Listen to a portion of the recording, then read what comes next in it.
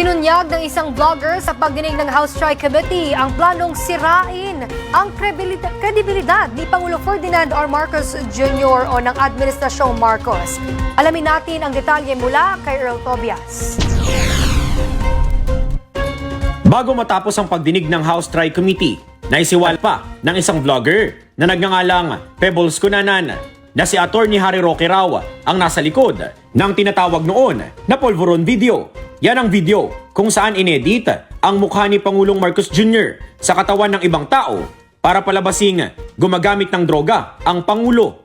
At ipinakalat din ang video na yan sa mismong araw ng SONA noong nakaraang taon.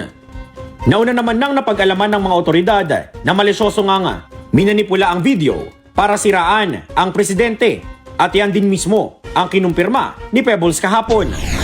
So, sa tingin mo, Pebbles, merong sinadyang alteration sa video upang manipulahin at ang itsura ng taong nasa eksena? Yes po, Mr. Chair. Yun. Ibig sabihin, lumalabas na planado ang pagpapakalat ng video para makapanira kay PBBM. Tama po. Yes po, Mr. Chair. At ayon sa iyo, si Harry Roque ang may pakanan dito. Yes po, Mr. Chair. Sa pinirmahan niyang affidavit, kwento ni Pebbles, nauna niyang narinig ang tungkol sa Polvoron video sa isang salo-salo noong July 7, 2024 na pareho nilang dinaluhan ni Atty. Harry Roque kasama ang iba pang pro-Duterte vloggers.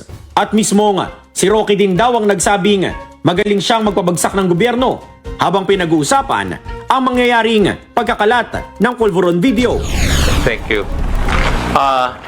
Sa iyong obserbasyon, Pebbles, sino ang nangunguna sa diskusyon nung oras po na yun? Mr. Chair, si Atty. Harry Roque po. Si Attorney... Chair.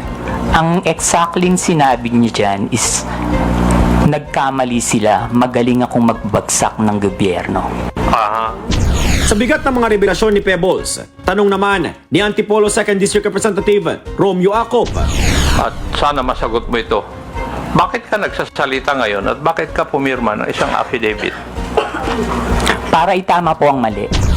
Samantala, cited in contempt naman ang mga vloggers na sina Alan Troy Sasot, Mark Anthony Lopez, Lorraine Marie Badoy Partosa at Jeffrey Celis dahil sa paulit-ulit nilang pagiging no-show sa investigasyon ng Komite kontra Fake News. Para sa totoong balita sa Bagong Pilipinas, Earl Tobias, Congress News.